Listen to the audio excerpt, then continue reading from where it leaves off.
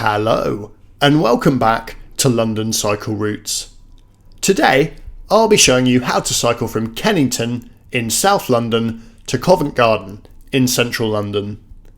This ride takes about 20 minutes and you can do the whole thing on quiet streets and protected cycle lanes. By public transport, the same journey takes about 25 minutes, so cycling can even save you a bit of time, as well as being a really pleasant route. If you find this video useful or you just enjoy watching it, then please don't forget to subscribe to the channel, as I try to post new videos just like it every week. I'd also like to say a huge thank you to everyone who supports the channel on Patreon. If you'd like to contribute as well, then you can find a link in the description below the video. Alright, let's get going.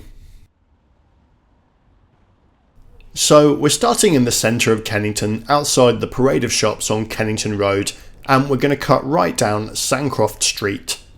Sandcroft Street is pretty much always really quiet due to a maze of one-way streets in this area that mean it's not a particularly useful through route for cars.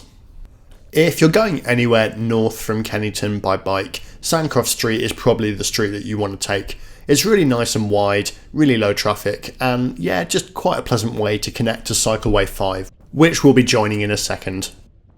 If I had one criticism of it, I would say that some parts of it could probably do with a resurface, as it's a little bit bumpy in parts. In a second we're going to be turning on to Black Prince Road, which is a bit of an enigma to me. At a glance, it always looks like the sort of street that should have a lot of traffic on it. It's quite wide and it has all this cross-hatching in the road, but in practice it's always pretty quiet and pleasant to cycle on, so you can relax along here and not worry too much.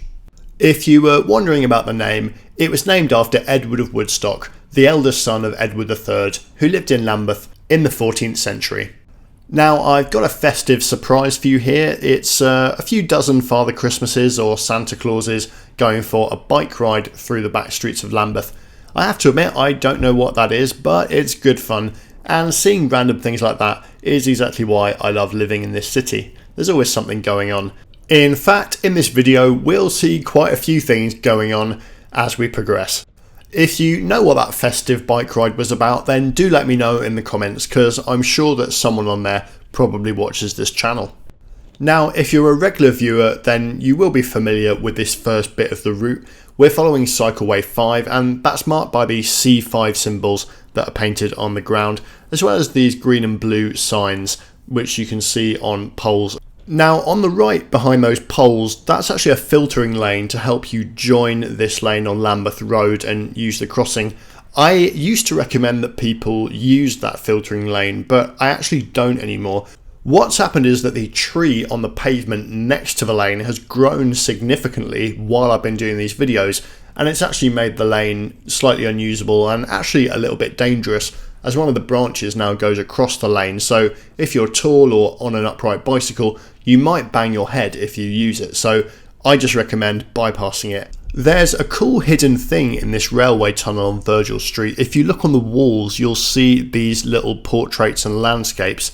They're actually mosaics, and they're mosaics of illustrations from books by the poet William Blake. There are more in that tunnel off to the right as well.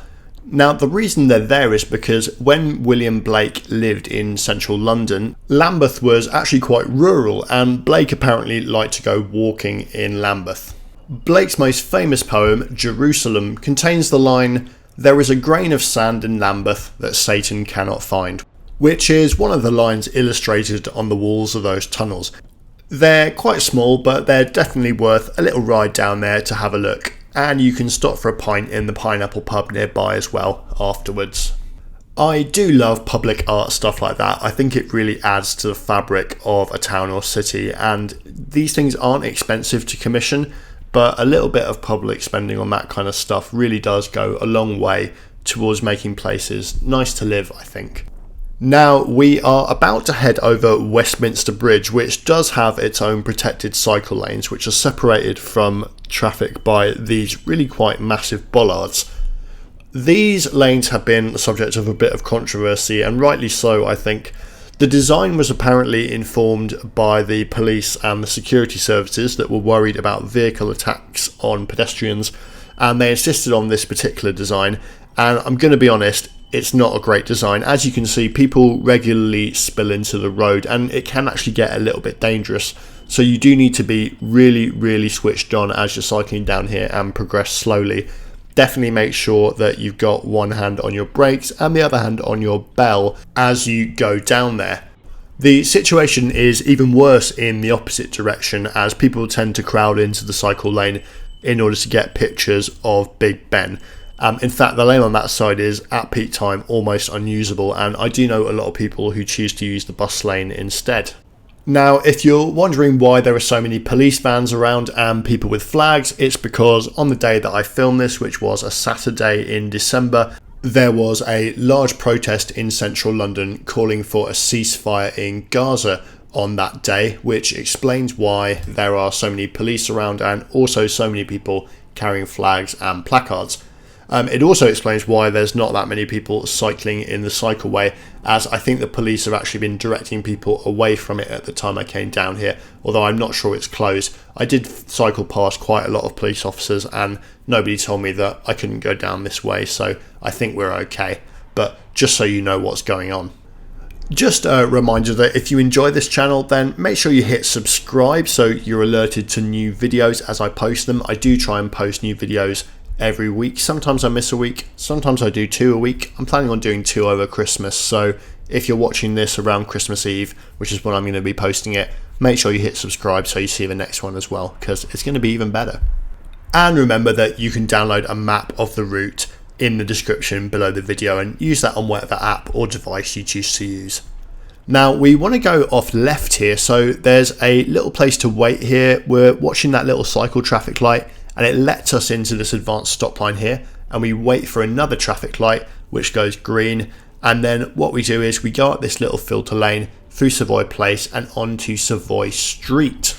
This street goes round the back of the Savoy Hotel, hence the name, and there's also an interesting link to the William Blake stuff we were talking about earlier, which is that he died in Fountain Court, which is actually now part of the Savoy Hotel, so pretty close to here. There's another little cut through here, very similar to what we did down on the embankment, which lets us through to this advanced stop line, and then we turn left. Now, you should be really careful as you go up Wellington Street here, as the cycle track isn't super demarcated from the pavement, and you'll find a lot of tourists walking around it. It's particularly busy this time of year because there's a lot of people out doing their Christmas shopping.